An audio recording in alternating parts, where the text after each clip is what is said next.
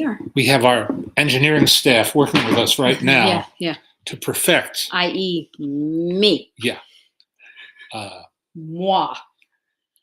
The camera crew will be arriving soon. Oh, yeah. And the sound people. Oh, yeah. Yeah. All of them. They'll all be here. Just give it a minute. Because we value the quality of our live stream, share what we have to say and reach out to our audience. Banter is really your thing. Oh, yes. Yes, I've been hired on the strength of your banter. Of my banter. And then immediately fired. On the strength of your banter. On the strength or the weakness, as the case may be, of my banter. Well, hi. Hi, everybody. Hi. It's Sunday, and, we have had... It has been a time, my friends. Real life has a way of interfering. Very rude, really. With one's plans. That's right. Real life, such as raising a... very small human. 7-month-old, almost 8-month-old. 8-month-old today. Today, 8 wow. 8 months old today, Miss Daisy. Must be the 27th or 26th? 26th. 26th. Is the day she was born. Yep. 26th. Yep, got that. Is the day she was born. Yep. So yeah, she's 8 months old today. So that's been a party. I got sick. Kid got sick. Yeah. And as Jesse pointed out, like, no one's gotten sick for the past couple of years. Well, if you've gotten sick, you've gotten sick in a more serious way. Yeah.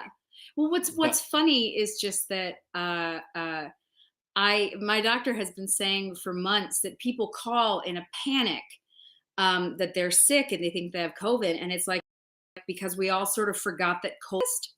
The common cold, the common garden variety cold. And boy, did I get a cold. Daisy got sick. She had some vaccines. She got sick. Then I got sick. My husband was sick. There's a lot of sick. And thank you all for the birthday wishes. Yeah, my birthday was June 16th. I am officially a year older. How did that happen? Then, of course, we had Father's Day, which is That's me. That's yours. And just punch the camera. Yeah, well. We had Father's Day, and it was my husband's first Father's Day, so that was very exciting. Very, very neat. And we took Daisy in the pool for the first time. My daughter got into the pool for the first time, and it was, as you would imagine, adorable and a lot of fun. And yeah, but here we are now. You have some new movie reviews up, and you will have another one today. I am reminded because Eddie says, enjoyed your review of the Yogi Berra documentary. I saw it at Tribeca and he loved it. I'm so glad. Thank you. Victoria says, my husband works for LA County. He got me sick. You can blame him. Okay. So I got sick from my husband got sick from I don't even know. Oh, Frank just saw the Elvis movie. I liked it, but it needed to be 30 minutes less. Well, that tends to be all movies, right? Yes, especially all Baz Luhrmann movies. Yeah. Not that I'm prejudging. No. I really want to see it. I do too. I really, really want to see it. The one all media screening was Wednesday night, and your mother and I were on a plane to Atlanta. He was filming for Wednesday, TCM, where we spent Thursday shooting two evening worth of segments for Tcm Cruise, which I'm very, very pleased I got to do. Mm-hmm. It is July 7th.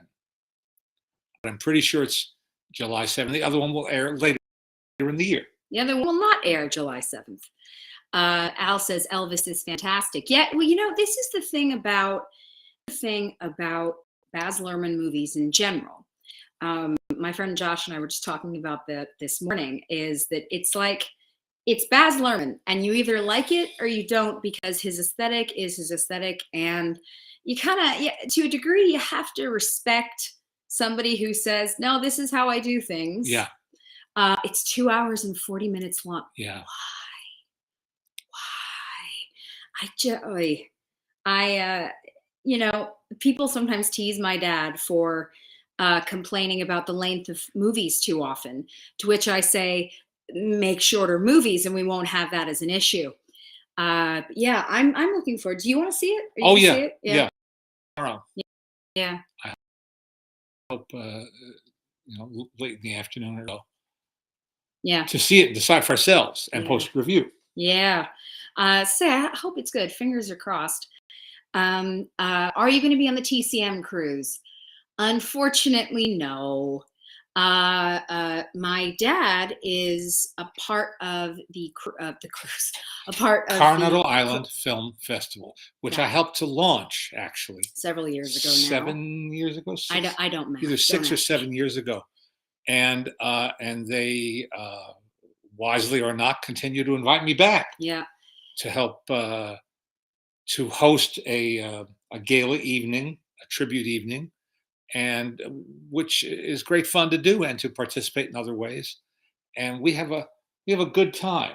It's not on the world map. It's not a festival that No. people travel from It's not a make or distant break points. festival. It is to me, it is when I say typical, I mean that in a positive way.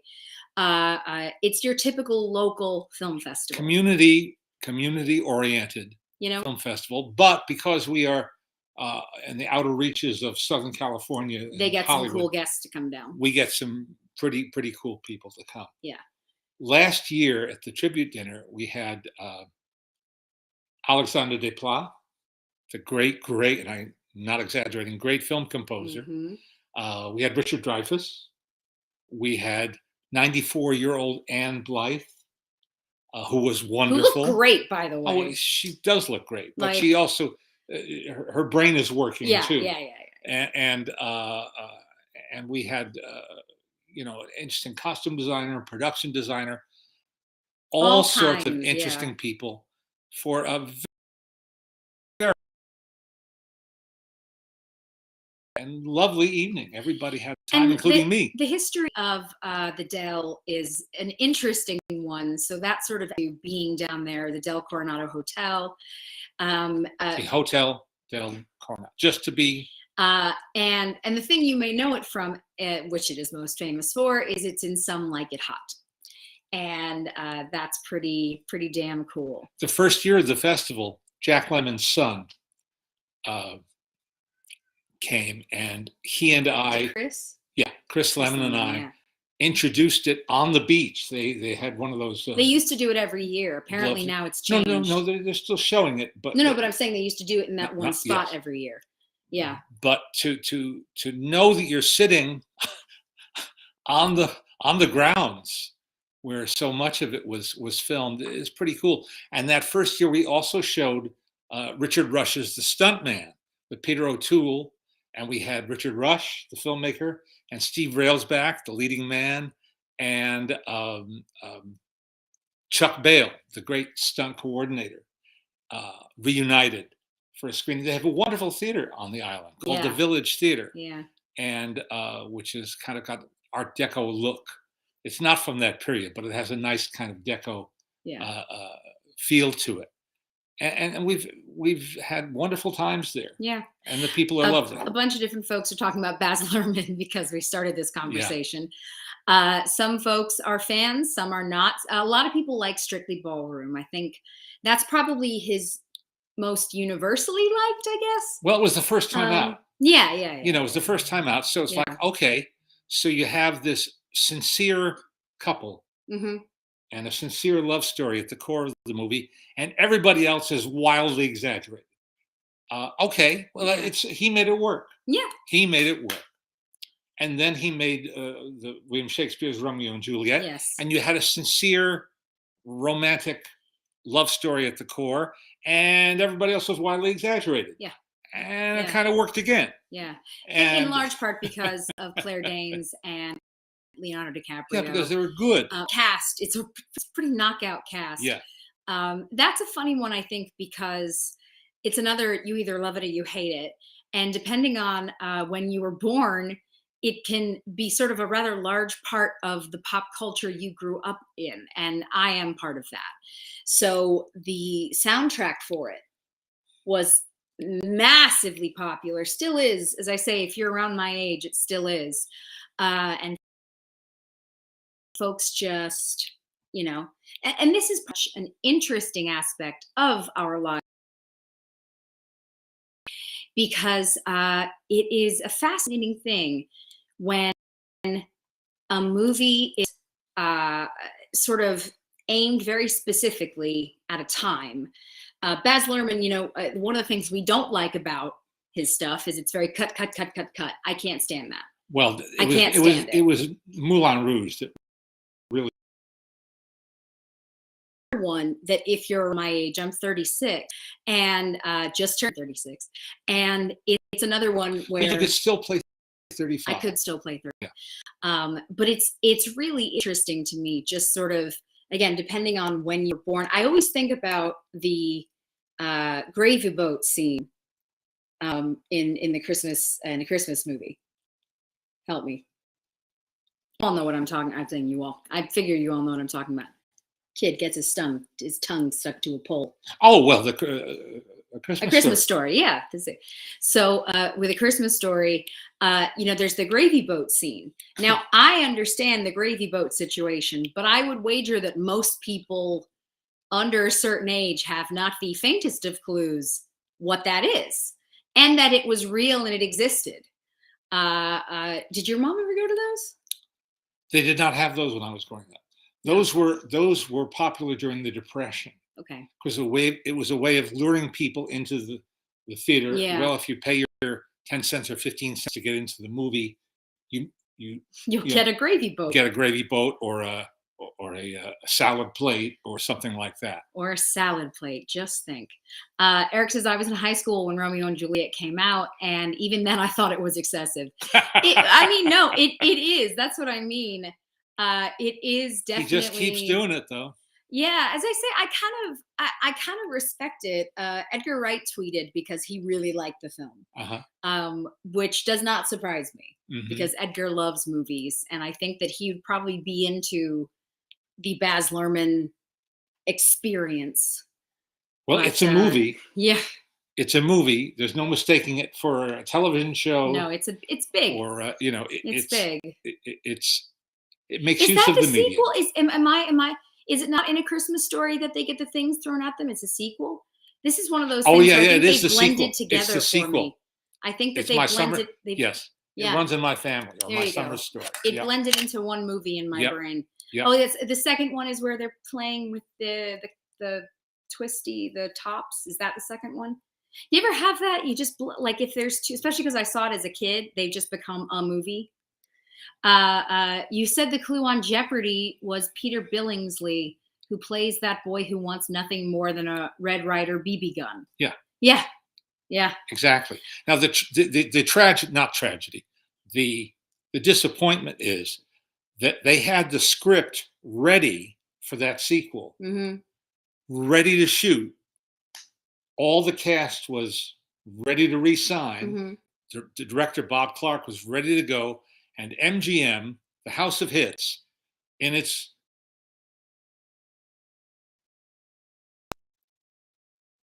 now Christmas Story had come out and had turned into a unbelievable sleeper success. They released it around Thanksgiving that year, and they had to pull it from theaters because they'd already booked Yentl as their Christmas attraction. So what they did was they reissued it theatrically a year later, and it performed again. It was a real grassroots hit. So they could have made another right away with the same people. Yeah. And they didn't. And like 10 years, 12 years later, by the time somebody figured out, hey, we should be doing that sequel, Peter Billingsley was no longer a kid. Yeah. And the rest of the people had scattered. That's really interesting. So they made the sequel and they miscast Charles Grodin in the Darren McGavin role as the dad. And Grodin was a very talented guy, but he was wrong for that part. And among other problems that movie had. But it did have the gravy boat. That's what he said. Yeah. Yeah. No, as I say, it is funny when you see movies when you're young and they just become like they absorb each other. You have that every now and then. You'll remember a scene or something and it comes up and you're like, I don't remember. I guess it's just sunk in somewhere. Is it difficult? Sorry, let me go back up. 1 second. Is it difficult to review a film if you've had negative interactions with someone involved with the film? Yeah. The reality, but it's rare that I've had any interactions. Yeah, but the reality, I think, is that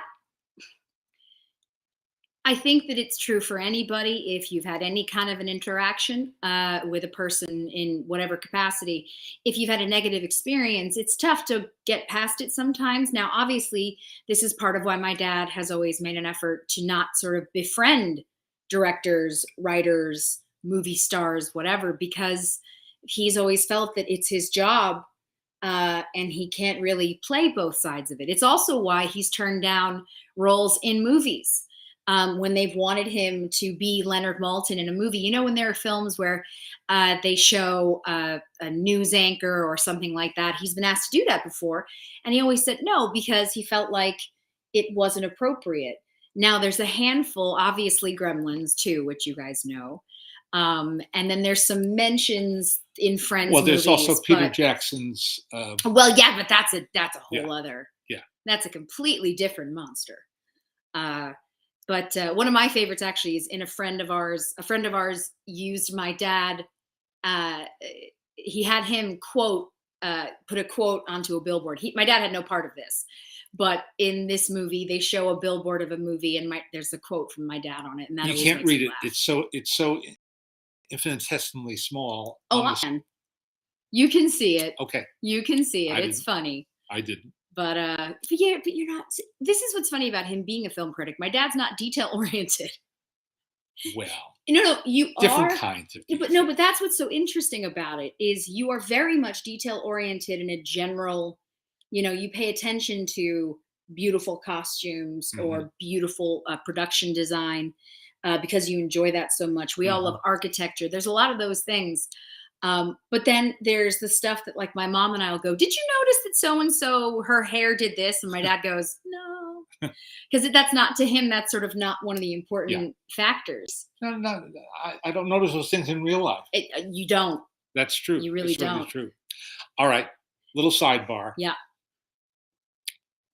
Arnold Schwarzenegger made his directorial debut doing a movie for TNT networks a long time ago, a remake of Christmas in Connecticut, the movie from 1945 with Barbara Stanwyck and Dennis Morgan and Sidney Greenstreet. Anyway, they were doing a remake with Tony Curtis and Diane Cannon. And I was asked whether I would play a newscaster myself, using my name, in one scene, and you'll be directed by Arnold Schwarzenegger, and you'll make $500. And I said, no, I don't feel comfortable doing that. And some months later, we were doing a script read through for the weekend show of Entertainment Tonight with John Tesh and Lisa Gibbons. And I said, I could have been in this thing. And they both said, oh, we were asked too. That's funny. Who did it? Larry King. Well, of course he did. Yeah. Of course he did. It's Larry King. Yeah. One of the best parts of Larry King was that Larry King loved being Larry King. Exactly right. That's a highlight, is Larry King just sort of really enjoying being Larry King. He was someone so one of the things that you'll find when you see certain actors in person or TV sort of folks in person, some of them look exactly like they look. Some of them do not look anything like they look. In some cases, a feature that might seem extreme on camera in person is so much softer, and vice versa. Jay Leno looks exactly like Jay Leno. When you see Jay Leno, that's Jay Leno. But there are others, like even someone like Bette Midler. Bette Midler is very short. Tiny. Madonna too. They're teeny. They're really small. And so the truth is you'd probably walk past them and not know it was them, which I just find interesting. PPS. PPS. Last Saturday night, yeah, I met and interviewed on stage Diane Cannon and Cary Grant's daughter, Jennifer Grant, at the last remaining seats at the screening of Alfred Hitchcock's Notorious. And I never met Jennifer before. She was charming. We chat on stage at the Los Angeles Theater. Yeah. My favorite of the LA Movie Palace. And we had a great turnout. It was wonderful. It was a big deal. People were really excited about it. Yeah. Yeah. With good reason. And we might as well plug them again. This is a series that's put on every year. It just concluded, having been on hold for 2 years of pandemic. It's called The Last Remaining Seats, and it is put on by the Los Angeles Conservancy. And if you're not a member, you ought to be. Whether you live in Los Angeles or visit here or care about history and urban history, they fight the good fight. Yeah.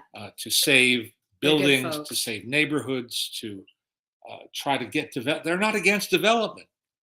No, it's just the idea. Don't ruin something. Right. They talk about sympathetic development. Yeah. Be in harmony or sympathy with the look, the feel of an area. Someone just asked if you've watched The Offer. Yeah. 9/10. They watch The Offer. My parents will not stop. Have they seen The Offer?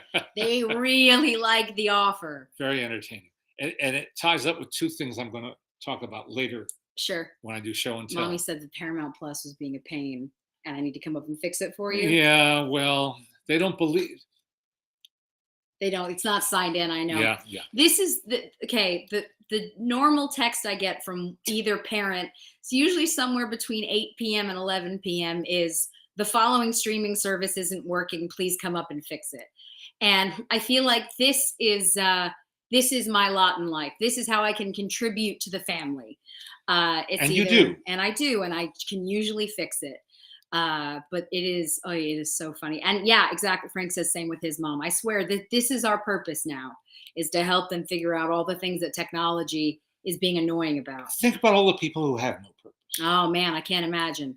If instead of having a Shabbos goy, you just have someone who comes around and fixes all the streaming services, that would be good. That's a great idea. Did you hear that John Williams is going to stop making music for movies? He did announce his retirement. I would put money on it that he'll still do something. I would. I'd put money on it that he'll still do something. I can't imagine him not. Thank you. Joe says Jesse Flicks. Yes, that'll be me. My new business is just driving around to everybody's houses going, which one's out today? Because I swear there's always something wrong with one of them. Did you ever meet Philip Baker Hall? No, I did not, I'm sorry to say. And I admired his work tremendously. And I admired the fact that he had faith in Paul Thomas Anderson. Yeah.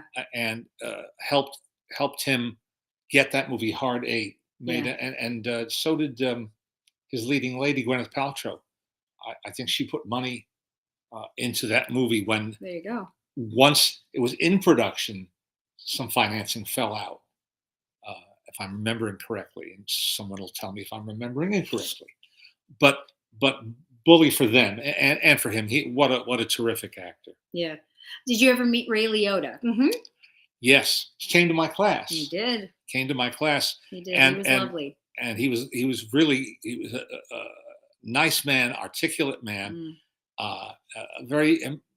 He wore his emotions, I think, on his sleeve, so to speak.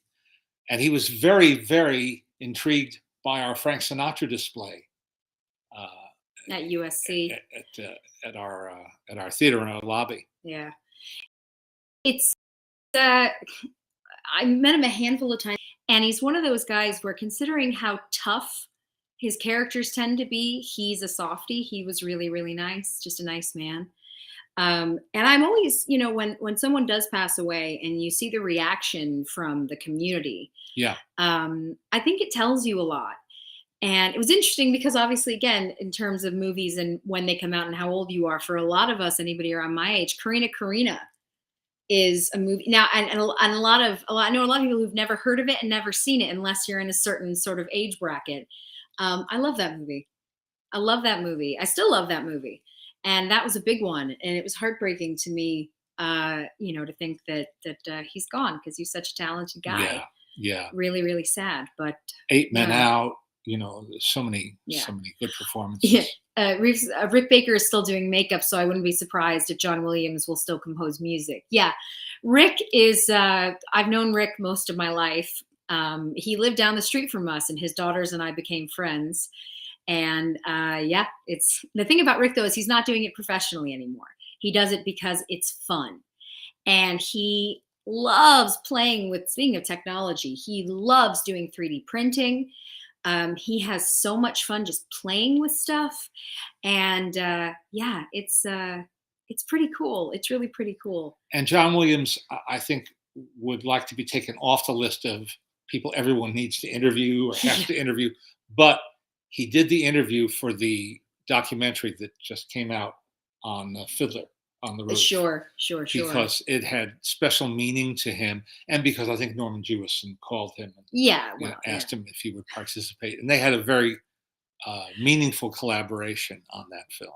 So I'd have to say, the first time that I got to meet John Williams was at an event. And we're sitting in this little green room backstage, and it was literally me, my husband, John Williams, and his daughter. And his daughter works with him and sort of does the me job. And the thing about John Williams was he was just very much a guy sitting in that green room who just didn't really want to talk. And this is, again, nothing rude, nothing like that. I think he's just so used to people losing their minds when they meet him that he kind of just sits off in the corner and is like, I'm just going to be over here. You hang out over there. And I said to my dad, like, except, you're trying to contain your excitement because it's John Williams. And I just, when I went out and I said to him, I go, yeah, he's definitely, he does not love being famous. I think he's someone who loves music and loves talking to interesting people, but does not love that people lose their minds when they meet him. I had fun making small talk with him. Yeah. And it was very small talk. Yeah. I said,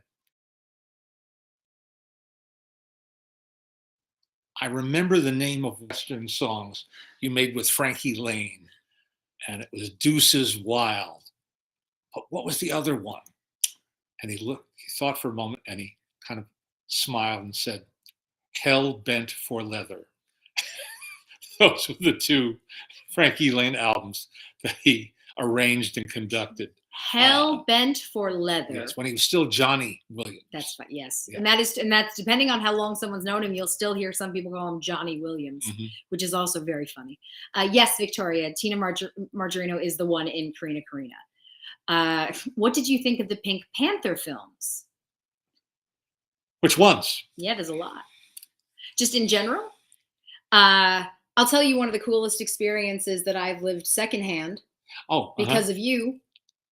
I was not there for this, but you were. Go on. No. I know what you're referring to, but you weren't there? No. Was I? I was. Just kidding. I don't know anymore. No, I was there for that. You know what it was? Is he was at I didn't get to see the Academy one. I saw him at the Jazz Society. The LA Jazz Society. Yeah, so I saw him at the Jazz Society play, but not the saxophone player that Henry Mancini featured in his initial recording of the Pink Panther theme back in 1963 for the first movie, which was called The Pink Panther, was a man named Plas Johnson, P-L-A-S, Plas Johnson. Plas Johnson. And if you look him up, I swear to God, he looks like the Pink Panther. I'm not joking. Look him up. He looks like the Pink Panther. And he continued to play that the rest of his life on request. He worked with Steve Tyrell for a while, and is his backup band, in his backup band. And Steve, who knows a good thing when he's got it, says, and this is Plas Johnson, the Pink Panther. Ba-dum, ba-dum. I mean, if you got to be known for something, got to be known for something. That'll do. A great musician. Yeah, and a great performer. A lot of fun to watch. At what point during, before or during an interview, do you know it's going to be a difficult one? Sometimes immediately, sometimes during. You over the years have only had a handful that were hard. Usually if my dad's interviewing someone and it's like, so during the Entertainment Tonight days, when I would often go on junkets, everyone's there to play ball. Yeah. They're there to promote whatever it is they're there promoting. And there's a schedule. Everyone knows he has to keep to the schedule. Yeah. So E.T. being the entertainment shows at that time, would have our own room in the hotel where the junket was taking place. And so the talent would be, talent is the interviewee, be walked to our room and sit down against our backdrop, one camera on me, one camera on them, and sit down and talk with us for maybe 11 minutes instead of the 3 minutes that AM Milwaukee would be privileged to get. And as I say, everyone kind of knew the routine. And if you were AM Milwaukee or Good Morning, Pittsburgh or whatever it is, yeah. There would be a person there with a stopwatch, with a trigger thumb on that stopwatch, and you had your. And at 2:58, they're doing this to wrap up, and then you're done. Yeah, and I've been on those kind of assignments too. So generally, they are there to do what they're there to do, and it's going to be fine. Yeah. But except for the people who don't want to play ball. Yeah. Every rare now and then. Now, part of this I will say is things have changed so much over the years, and there are now so many different outlets and platforms and things like that, and that changes everything pretty drastically. Yeah. Because you used to know who you were talking to. There used to be a handful of folks in the same way that we would see the same handful of folks over and over and over and over again. And, the good and the bad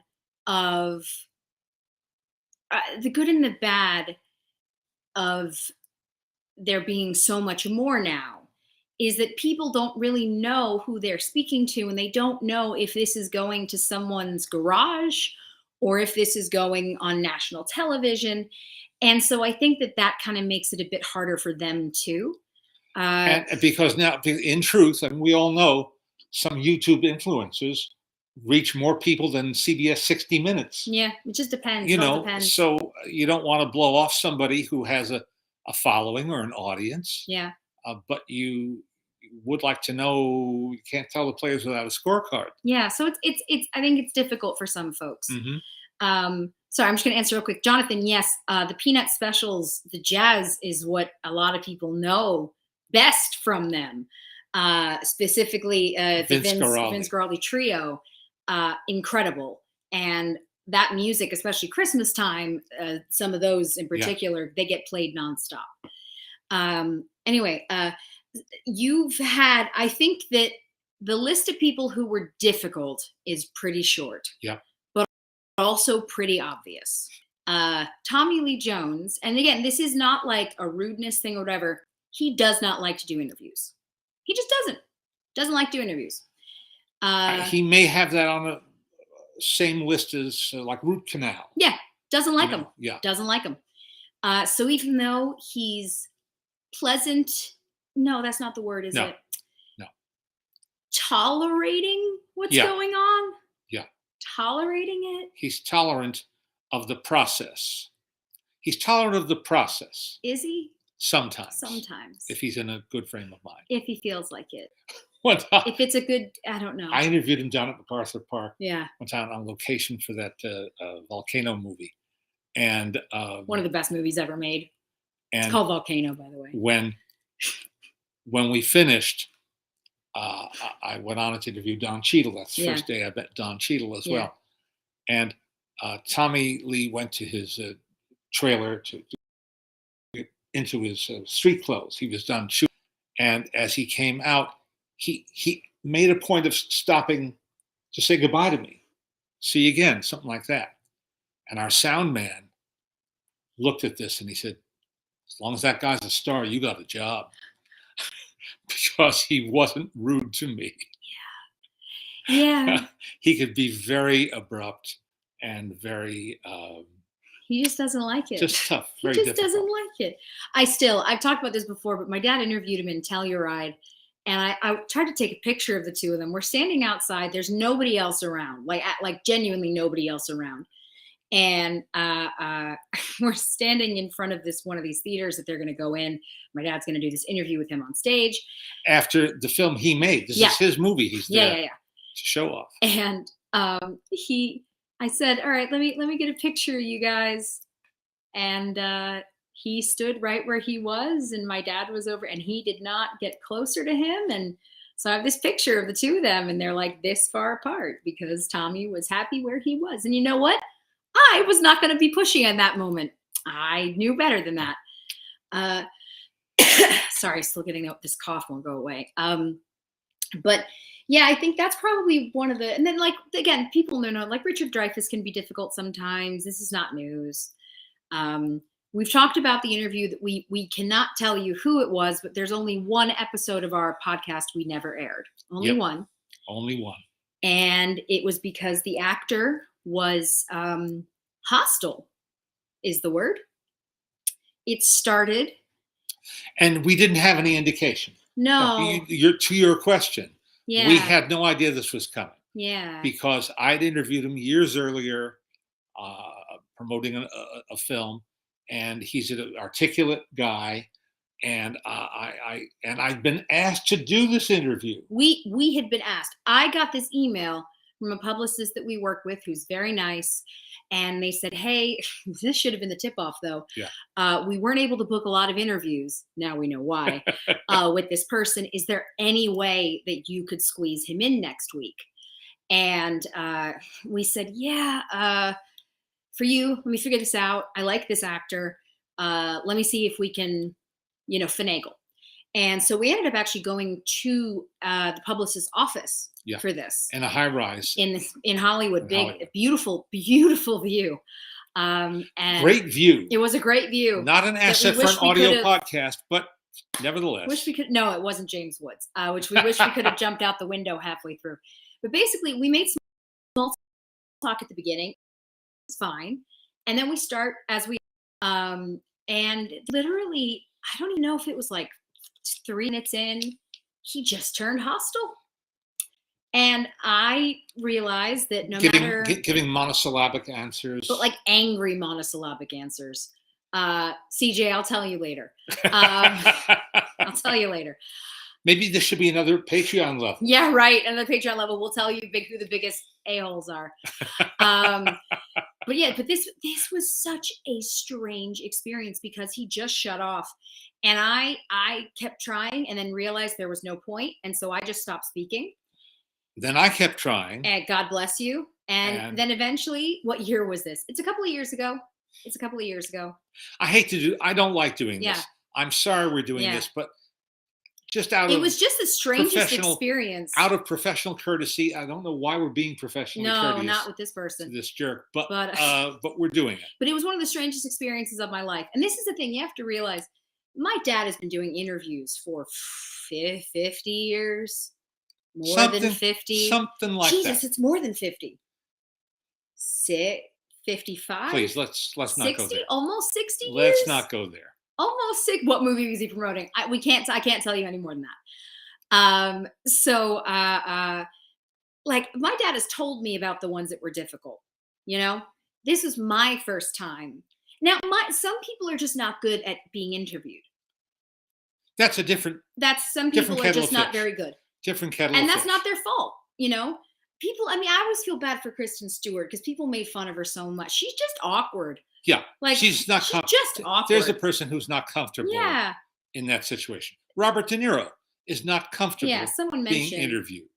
That's just again not one of his favorite things to do. But I will say no, it's not Vince Vaughn. Vince Vaughn could not have been nicer. Vince Vaughn was a sweetheart when we interviewed him. We interviewed him at Fantastic Fest. At Fantastic Fest in Austin. I will say a compliment to you always is part of why a lot of people, even folks who don't necessarily do interviews, say yes, is because they know my dad.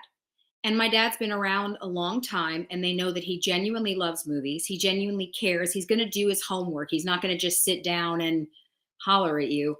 And then I'm not looking for gossip. He's not looking for gossip. We'll take it, but he's not looking for gossip, Yeah. And a lot of people will say, oh, it's your dad, so it's going to be fine. And it's one of the best compliments I think anybody can give, is that they know that you are good, and that you care, and that this is going to be a safe place. No, it's not Will Ferrell. No. Though I am enjoying this game, it is not Will Ferrell. I'll be honest. You wouldn't guess the person. You wouldn't guess this person. He's not famous enough. He's known, but he's not a star. Yeah, he's not famous enough for you to know who it is offhand, just from us describing. But again, for the most part, it's been good. Yeah. You know. Yeah. Some people are more anecdotal. Wait. My dad got to interview Beyonce once. Oh, I would like you to please this is reenact great. your Beyonce interview. Okay.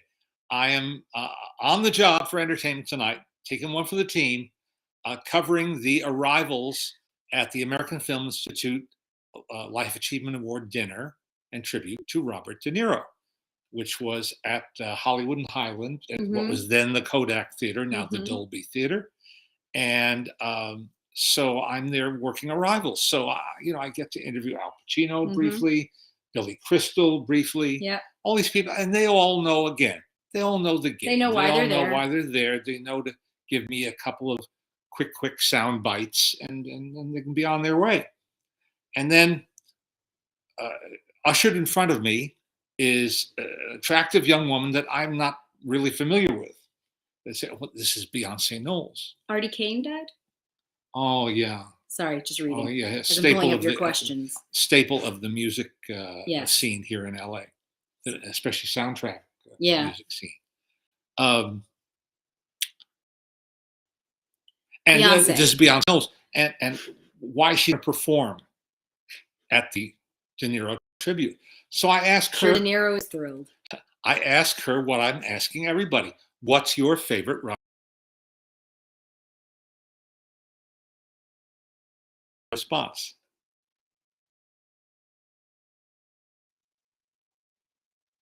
Literally. Bless her. Bless her. She didn't know. It was a long time ago as well. I think I doubt she would be like that now. No, that happened today. But it wouldn't happen today. They wouldn't put her in that. No, they would never position. have set her up for such a thing. It's not Tom Sizemore. It's not Edward Norton, and it's not Thomas Hayden Church. Not any of those things. But it's a fun game. No, it's not Larry David, because Larry David doesn't do interviews because he hates everybody. Can I tell you, that is one thing. My mom sat next to him at a dinner party, and my mom, who will try her very best to talk to anyone, even she texted me and she said, I'm sitting next to Larry David and it's as bad as you think it would be. And I was like, poor Alice. Woe is Alice. All right, some questions. Did you were you the one that recommended the Samuel Fuller film Park Row? Yeah. If so, I want to thank you. It's a great movie. Oh, it's a lot of fun to watch. It's a romanticized view of the scrappy world of newspapering in the early 20th century. I like it a lot. Yeah. Do you have a review on Elvis? No, not yet, because he hasn't seen it. Soon. But he will. What did you think of Turning Red? I respect Turning Red, but I found it you didn't like somewhat strident.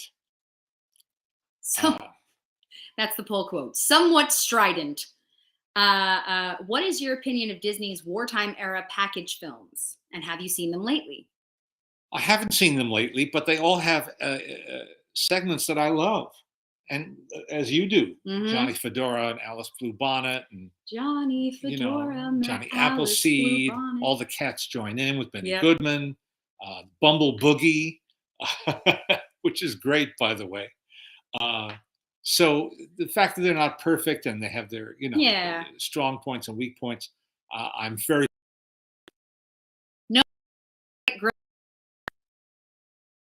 Grill is very nice. All right. Question, Leonard. I'm telling you, it's a fun game. This weekend, many are celebrating Pride events, and conversely, many are concerned and focused on rights and judicial impact and suppression. Is there a film that particularly influenced your thoughts about a particular issue or community? Well, I'll tell you, when I was fairly young and unworldly, I saw William Friedkin's film of the Mark Crowley play Boys in the Band.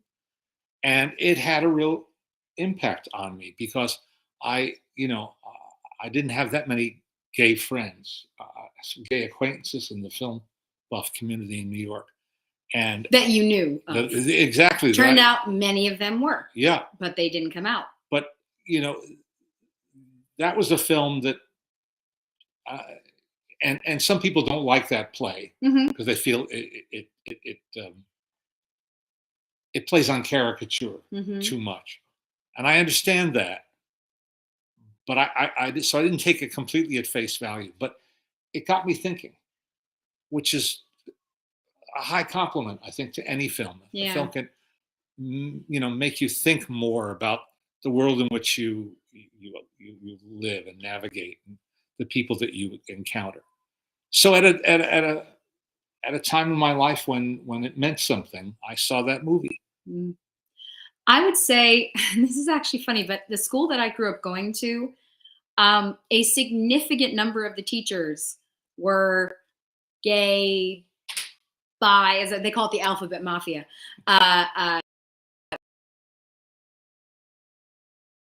And a lot of my parents' friends, I just grew up with it and didn't notice it. I grew up in an arts community, so it was very normal. So no, nothing that I watched really changed anything. But I love seeing documentaries that teach you more. For example, so one of my favorite movies ever is Hedwig and the Angry Inch. And there is a fantastic documentary called Follow My Voice with the Music of Hedwig. And it focuses in part on the Harvey Milk School in New York. And this school is basically for kids who are bullied out of their own schools, and or kids who are part of the LGBTQ plus community who get kicked out of their homes and they're not able to finish school. They get to go to this place and feel normal, feel like their own people, start to learn how to function in the world. It's incredible. But the rest of the documentary is about who they brought together to do this tribute album to raise money for the school. And this album is just a knockout. It's one of my favorite albums. And it's covers of all the Hedwig songs by a lot of great indie bands, musicians. Rufus Wainwright is on there, The Breeders, Frank Black, all kinds of huge folks. What's her name? My brain. No. She's not on that. No, it's Yoko Ono does a cover of one of the songs. It's an experience. But anyway, that is definitely, so yeah, I love watching documentaries that introduce people, if they haven't, to just different folks, and you kind of get a sense of what life is like for other people. It's always a good thing to see the other side, and that's part of what makes documentaries so valuable to us. A week or two ago, Judy Garland's 100th birthday was commemorated by TCM with a 24-hour cycle of her films, and one of them is a film I've always enjoyed, The Clock, where she meets soldier Robert Walker under the clock at the Astor Hotel. I hadn't seen it in a long time, so we watched a big chunk of it, came in the middle, watched a big chunk of it, and I hadn't appreciated the fact that they had to construct an enormous underground, well, supposed to be underground subway set, and there's almost a point of view camera shot following Walker as he's being jostled. He and Judy are both trying to get from this train over to that platform. And MGM built this set, this replica set. Amazing. And then George Folsey, the cameraman, under the direction of Vincent Minnelli, created this shot, which looks absolutely authentic. You'd swear those were really strap hangers and commuters and all that. And I can't imagine the size and the logistics of planning this out. And people who go on and on about, as they should, the 3-minute opening shot in Touch of Evil that Orson Welles set up, in at Venice. That's a great shot too, in the decades before GoPro or anything like that, But this shot in The Clock just blew me away. And I asked my friend David Pierce, who helped create the Media History Digital Library, if I looked in old issues of the cinematographer, American cinematographer, would it have a piece on find that? But he found me a wonderful article about Vincent Minnelli and how he paid such close attention to detail, that there were no bit players in his films or in his scenes. Everybody was doing something specific, something particular. And so I'm grateful to him for that. There are people who are really good at searching newspapers.com, which I subscribe to also. I'm just not as good a hunter. Haven't had as much practice. You're not a pro Google searcher, but you're pretty good at it. I'm still in the beginning stage. Yes, but I'm proud of you. Jim says, so agree with your thoughts on the latest Jurassic World film. I took a friend who is not a reviewer who really liked it. After getting my thoughts, she said critics have to be critical. After I posted my review, she wondered why I didn't mention that the non-press audience members applauded at the end. Applauded at the end. Do you hear similar comments often? Yes, this is an age-old debate.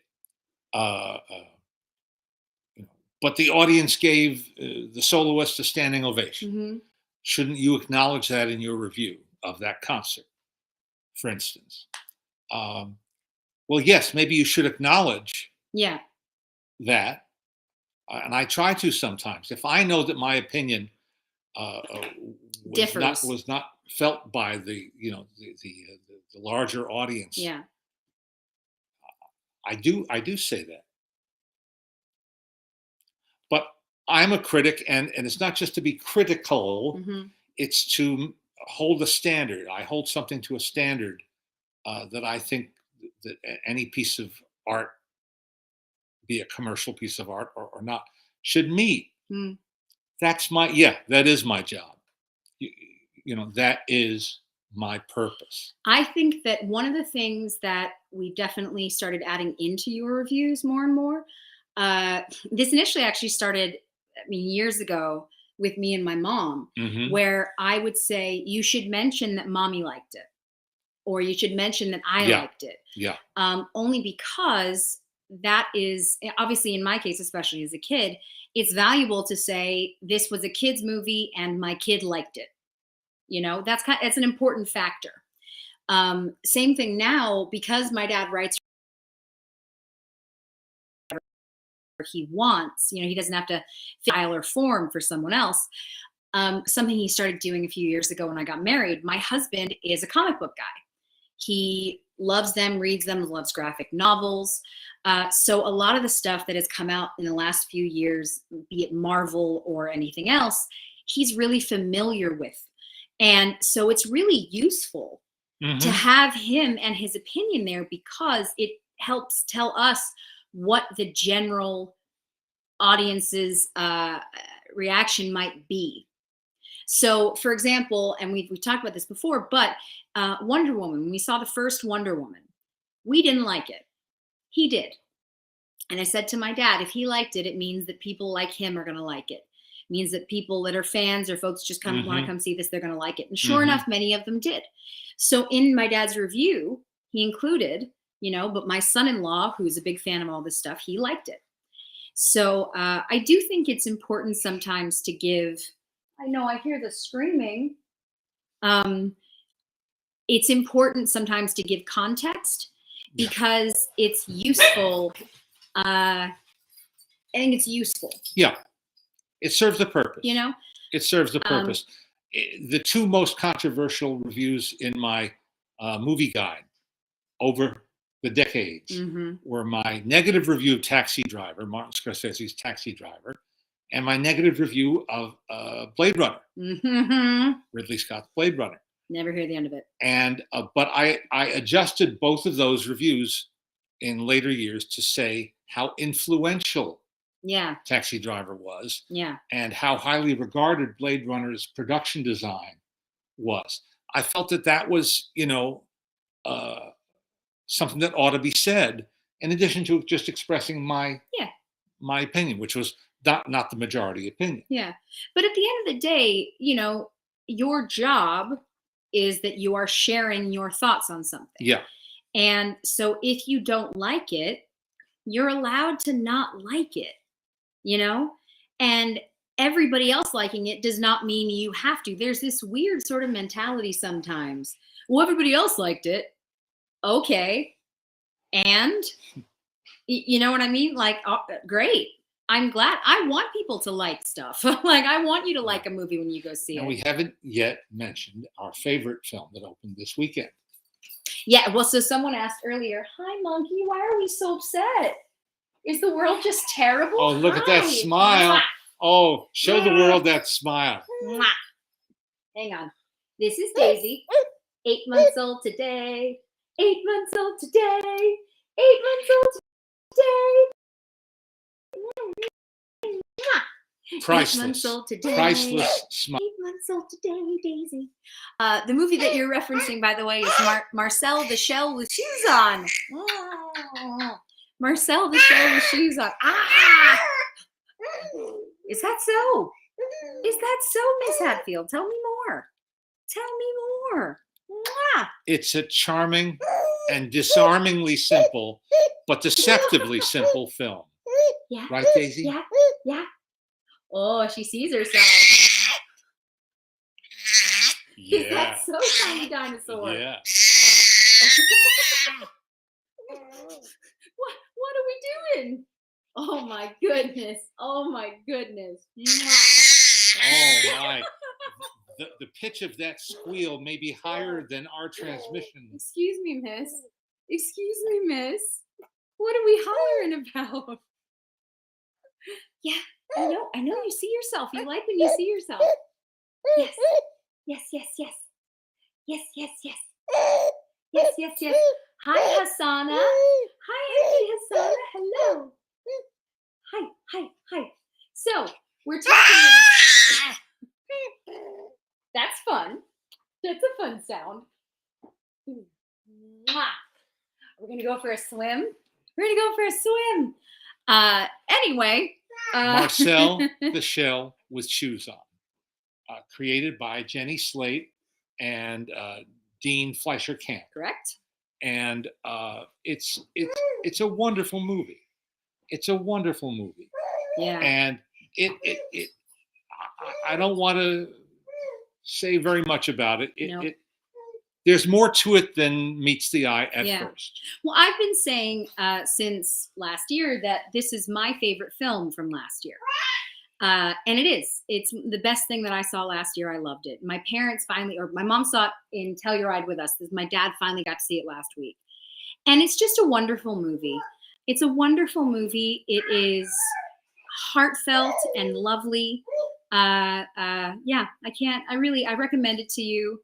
And I hope that it brings you some joy. It's definitely thoughtful.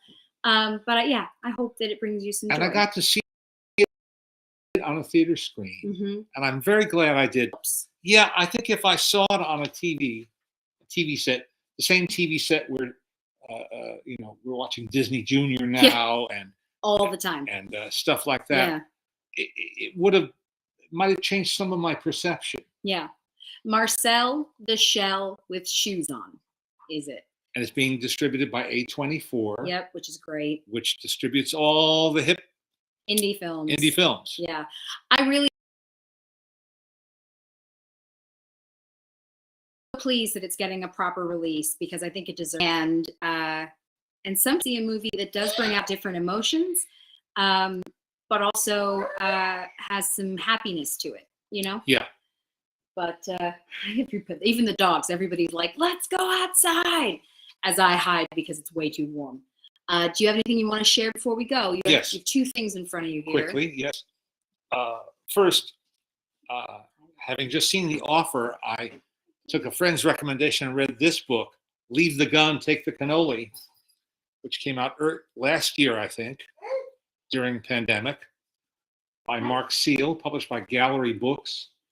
Not the first book, not the last book on the making of The Godfather, but a really good comprehensive book. Very, very readable and very, very well researched. Research is the word here on, this is for serious film scholars, Ink-Stained Hollywood, The Triumph of American Cinema's Trade Press by Eric Hoyt. And I love this book. It's about the rise of the trade press in the earliest days of movies. And what role did they play? Were they just reporting to get a different slant? And Eric Hoyt, who is a scholar, it doesn't read like a treatise. It reads like a book. And I don't mind, Daisy. You interrupt all you like. It's a valuable book, and I salute Eric on his work. One of the things I enjoyed about The Offer is that it was shot all over the Paramount studio lot where I worked for 24 years. So I have a sucker for Paramount memorabilia and such. This piece of pewter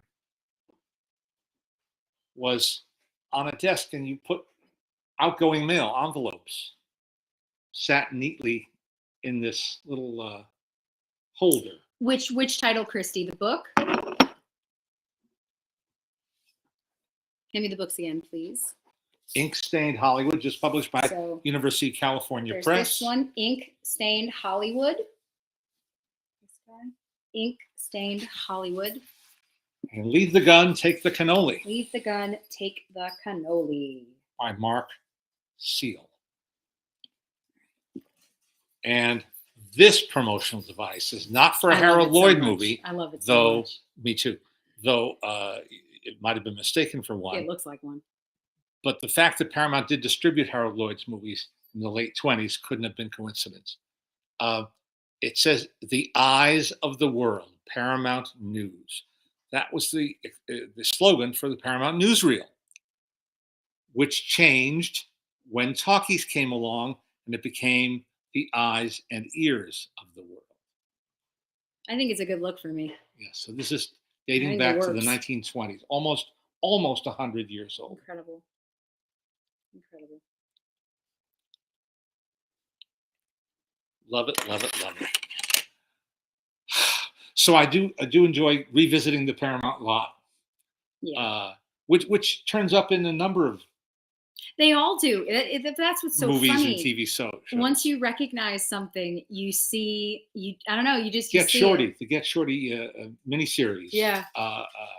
It was on a couple years ago. Yeah. It was Ray Romano. We were just watching Hacks. Scott and I finally got to finish Hacks, and it's like I said, I recognize those mountains. I know where you are. I know where that is.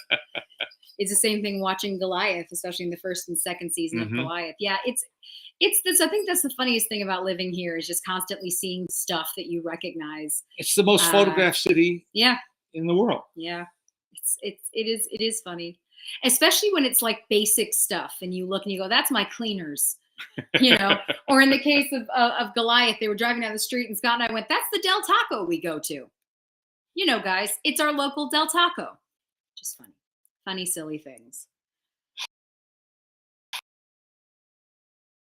Is July 4th on Sunday? I don't remember. No, it's the 3rd, huh? Wait, let me double check. Well, it's probably going to be celebrated on a Monday, as we tend to do with. Yeah, I don't care about that part. No, so the 4th is Monday, so the 3rd. So the 3rd is fine. We'll still be here. We'll still be here. But just because sometimes fireworks get crazy. And we're sorry to have missed spending time with you.